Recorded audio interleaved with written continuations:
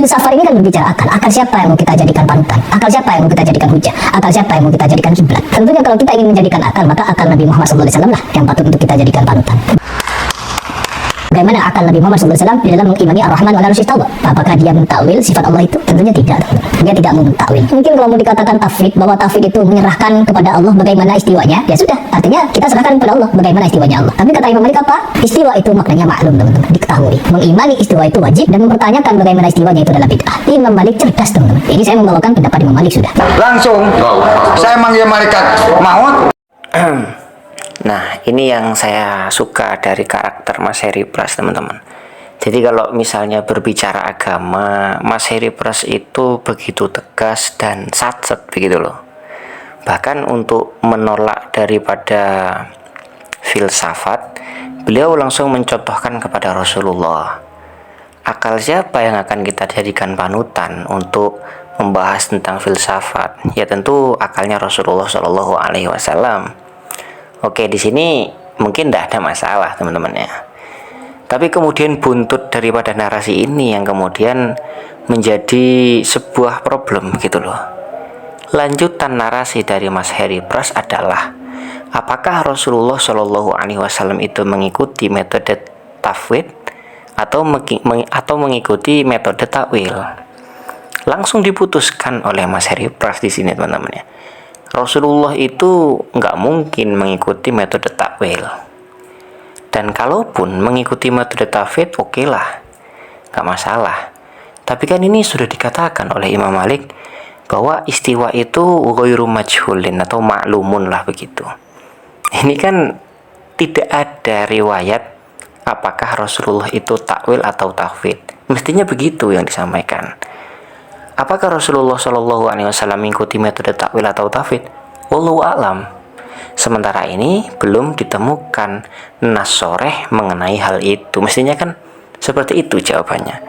Bukan memastikan bahwa Rasulullah Shallallahu Alaihi Wasallam itu tidak mengikuti takwil atau tidak mengikuti tafwid. Bahkan seolah-olah Rasulullah itu dipaksa untuk mengikuti pemahaman Mas Heri Pras, begitu loh. Apa pemahaman Mas Heri Pras? Kalau dilihat dari video-video Mas Heri Pras, Mas Heri Pras itu memahami potongan ayat Tsummastawa al-arsh atau ar-Rahmanu alal arsyis tawa adalah menetapkan tempat terlebih dahulu untuk Allah. Lalu bagaimana cara Allah bertempat itu kita pasrahkan, kan begitu kan? Jadi bagaimana maknanya? Allah itu istiwa, istiqror, ya duduk begitu. Tapi duduknya Allah itu nggak sama dengan makhluk, kan begitu kan di narasi-narasi yang dibangun oleh Mas Heri Pras di video-videonya. Jadi Allah itu bertempat, tapi cara bertempatnya nggak sama dengan makhluk. Gimana? Ya wallahu alam, kan begitu sepertinya. Mas Heri Pras itu memaksa pemahaman Rasulullah itu dipaksa harus sama dengan apa yang disampaikan oleh Mas Heri Pras, kan begitu. Bahkan membuat sebuah pertanyaan yang kemudian dipastikan jawabannya sendiri. Kira-kira Rasulullah apakah ikut kelompok takwil atau tafwid? Ternyata beliau mengatakan ya tidak mungkin mengikut takwil. Dan kalaupun mengikut tafwid, kayaknya juga nggak mungkin, karena makna istiwa ini sudah dipastikan diketahui oleh orang mestinya sebagaimana Imam Malik, kan begitu.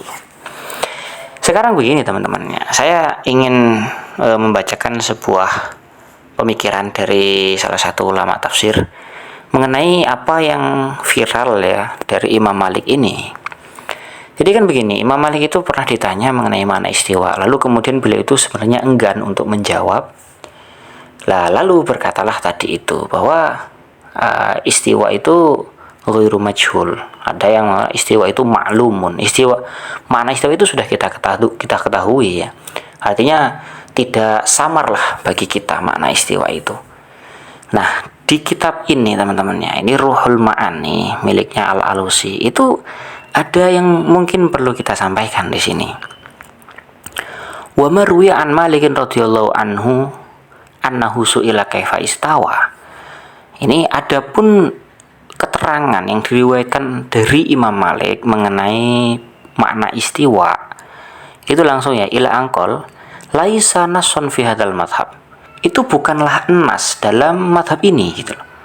Itu bukanlah sebuah dalil yang memastikan Mengenai madhab ini, madhab yang memaknai istawa alal arsy ini adalah dengan makna istiqror. Itu bukan berarti perkataan Imam Malik itu arahnya ke sana, begitu loh.